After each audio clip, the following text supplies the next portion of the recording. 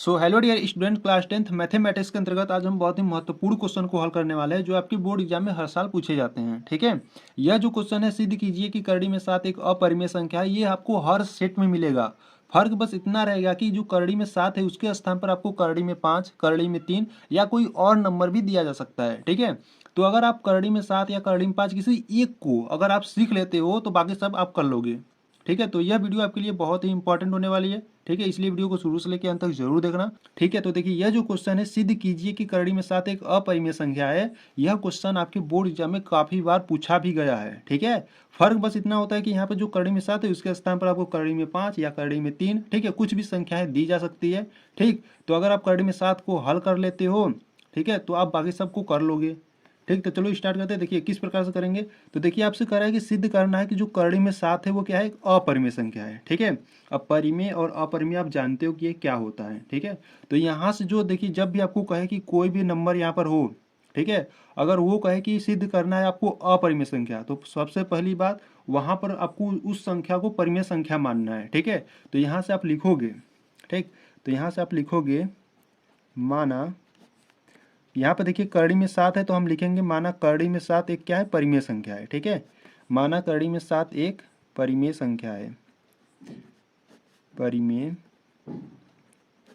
संख्या है। ठीक है, तो यहाँ पर जो करड़ी में 7 उसे आप एक परिमेय संख्या मान लिए हो। ठीक है, परिमेय संख्या की बात करिए तो परिमेय संख्या आप जानते हो जिसे आप पी बट्टे क्यू यानी कि अंश बटे हर के रूप में लिखते हो, जहाँ हर का मान 0 नहीं होना चाहिए। ठीक है, उससे हम परिमेय संख्या कहते हैं। तो यहाँ पर परिमेय संख्या के बराबर दिखा दो, तो यहाँ पर करड़ी में 7 है तो लिखो करड़ी में 7 बराबर पी बट्टा क्यू। ठीक है, और जहाँ q का मान 0 नहीं होना चाहिए, अगर q का मान 0 हो जाएगा तो इन्फिनाइट वैल्यू दे देगा। ठीक है, तो यहाँ पर आपको ये भी बताना है कि p और q है क्या। ठीक है, तो यहाँ पर आप लिख देना जहाँ p व q कोई क्या है, पूर्णांक है। ठीक है, कोई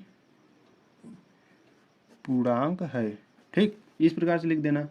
ठीक, देखिए अगर हम बात करें करड़ी में 7 बराबर क्या है, पी बट्टा क्यू है। ठीक है, अगर हम p का मान ज्ञात करना चाहे तो ये जो q है भाग में है, इधर हम भेजेंगे तो क्या हो जाएगा, गुणा में। ठीक है, तो यहाँ से आपको मिलेगा p इज इक्वल टू करड़ी में 7 तो है, अब q इधर भाग में, इधर भेजेंगे तो गुणा में हो जाएगा। ठीक है, तो इंटू q हो जाएगा। ठीक, तो यहाँ पर हम क्या करेंगे, दोनों पक्षों का क्या करेंगे, वर्ग करेंगे। ठीक है, तो स्टेप बाय स्टेप आपको भी करना है। ठीक है, एक बार देख लो, फिर उसके बाद आपको रिवीजन के तौर पर आपको अपनिश करना है। ठीक है, यहाँ पर हम दोनों पक्षों का वर्ग करेंगे। अब क्यों करेंगे, क्योंकि देखो यहाँ पर है करड़ी में 7, इसको अगर हम हटाएंगे यानी कि इसको हम करड़ी से मुक्त करेंगे तो वर्ग तो करना पड़ेगा। ठीक है, तो यहाँ से हम लिखेंगे दोनों पक्षों का वर्ग करने पर। ठीक है, तो दोनों पक्षों का वर्ग करने पर, ठीक है, दोनों पक्षों का वर्ग करने पर, तो यहाँ पर दोनों पक्षों का जब वर्ग करोगे तो यहाँ p है। ठीक है, तो यहाँ से हो जाएगा पी स्क्वायर बराबर, यहाँ पे देखो करड़ी में 7 है। ठीक है, तो यहाँ पर लिख देता हूँ, पहले करड़ी में 7 का स्क्वायर करो और q का स्क्वायर कर दो।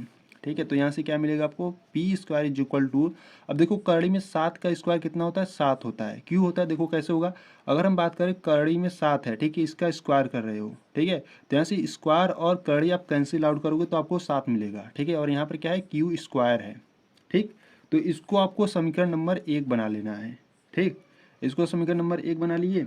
अब देखिए अगर हम बात करें ये जो 7 है, ठीक है, ये जो 7 है ये किसको विभाजित करेगा, अगर इस प्रकार से देखा जाए, देखिए आपके पास क्या है, p square is equal to है 7 क्यू स्क्वायर है। ठीक है, तो यहाँ पर जो 7 है यहाँ पर गुणा में है, अगर इसको हम इधर लाएं यानी कि पी स्क्वायर बट्टे में 7 आ जाएगा क्योंकि यहाँ पर गुणा में है, बराबर में क्या बचेगा, क्यू स्क्वायर। अब ये जो 7 है, ठीक है, ये जो 7 है ये किसको विभाजित कर रहा है, पी स्क्वायर को। ठीक है, तो इसी प्रकार से आपको यहाँ पर लिखना है, थोड़ा सा यहाँ पे लिखोगे, अतः अतः जो 7 है वो किसको विभाजित कर रहा है, पी स्क्वायर को विभाजित करता है। ठीक है, पी स्क्वायर को विभाजित करता है।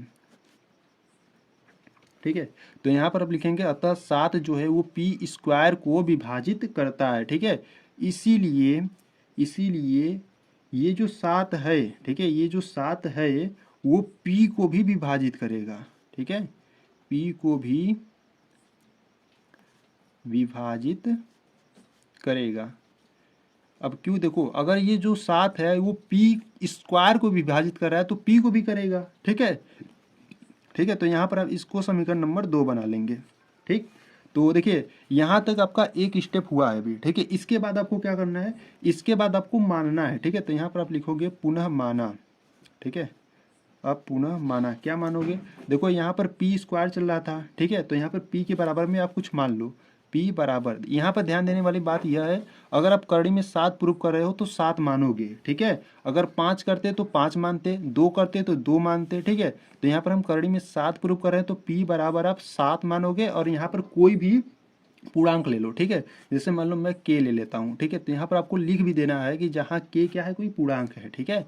तो यहाँ पर आप लिखोगे जहाँ के कोई क्या है, पूर्णांक है, ठीक है। जहाँ के कोई पूर्णांक है, ठीक है। अब p बराबर 7 के माने हो तो इसका जो मान है, इसका मान समीकरण नंबर 1 में रख दो, ठीक है। तो यहाँ पर लिख दो p का मान, ठीक है, p का मान समीकरण नंबर 1 में रखने पर, ठीक है। अब देखो समीकरण नंबर 1 है क्या, समीकरण नंबर 1 है आपका p square is equal to 7q square है, ठीक है। अब p बराबर क्या माने हो, 7 के माने हो, ठीक है। तो p के स्थान पे रखो, तो यहाँ पर हो जाएगा 7 के स्क्वायर है तो स्क्वायर लगा दो, बराबर में क्या है 7q स्क्वायर है, ठीक है। अब 7 का वर्ग कितना होता है, 49 होता है, और यहाँ पर k है तो k का वर्ग हो जाएगा, बराबर में 7q स्क्वायर, ठीक है। तो यहाँ से देखो अगर आप काटो तो 7 एकम 7, 7 सत्ते 49, यानी कि आपको मिला 7 square is equal to q square मिला, ठीक है। तो देखो यहाँ पर भी आपको ध्यान देने वाली बात यह है कि ये जो 7 है अब ये किसको विभाजित करेगा, ठीक है। जैसे यहाँ पर हम आपको बताएं ये जो 7 है वो पी स्क्वायर को कर रहा था, ठीक है। तो इसी प्रकार से यहाँ पर आपको चेक करना है ये जो 7 है वो किसको विभाजित करेगा। तो यहाँ पे देखो जो 7 है के का गुणांक है, ठीक है, यानी कि यहाँ पर गुणा में 7 है, इधर भेजोगे तो भाग में हो जाएगा। देखो किस प्रकार से अगर हम बात करें 7 की स्क्वायर बराबर क्या है, क्यू स्क्वायर है, ठीक है। तो के स्क्वायर इक्वल टू आपको क्या मिलेगा, ये जो 7 इधर गुणा में इधर लागो तो भाग में हो जाएगा, ठीक है, बट्टे 7, यानी कि ये जो 7 है वो क्यू स्क्वायर को क्या कर रहा है, विभाजित कर रहा है, ठीक है। तो आपको यहीं पर लिखना है अतः 7 जो है वो क्यू स्क्वायर को, ठीक है, क्यू स्क्वायर को विभाजित करता है, ठीक है। जिस प्रकार से करें उसी प्रकार से आपको एग्जाम में भी करना है, ठीक है। तो यहाँ पर लिखोगे इसीलिए ये जो 7 है वो क्यू क्यू को ठीक है, क्यू स्क्वायर को तो विभाजित करा, अब क्यू को भी करेगा, ठीक है। जैसे ऊपर हम करे थे अभी, यहाँ पे देखो जो 7 है वो पी को भी करेगा, ठीक है। तो इसी प्रकार ये जो 7 है वो क्यू को भी विभाजित करेगा, क्यू को भी विभाजित करेगा, ठीक है। इसको आपको समीकरण नंबर 3 बना लेना है, ठीक है। इसके बाद आपको लिखना है इस प्रकार, ठीक है, ध्यान से देखना, इस प्रकार, ठीक है, इस प्रकार समीकरण 2 व 3 से, ठीक है, समीकरण 2 व 3 से,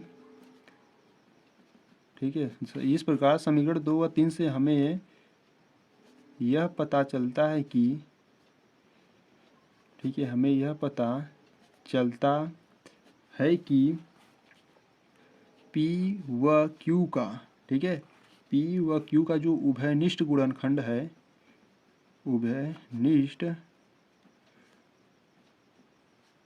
गुणनखंड है वो क्या है, ठीक है। देखो यहाँ से लिखोगे इस प्रकार समीकरण 2 व 3 से हमें यह पता चलता है कि P व Q का जो उभयनिष्ठ गुणनखंड है वो कितना है, 7 है, ठीक है, 7 है, ठीक है, 7 है, जो हमारी कल्पना के विपरीत है, ठीक है, जो हमारी कल्पना के विपरीत है, ठीक है। तो यहाँ से लिखोगे यह विरोधाभास, यह विरोधाभास, ठीक है, यह विरोधाभास हमारी गलत कल्पना के कारण हुआ है, ठीक है, हमारी गलत कल्पना के कारण, ठीक है, के कारण हुआ है,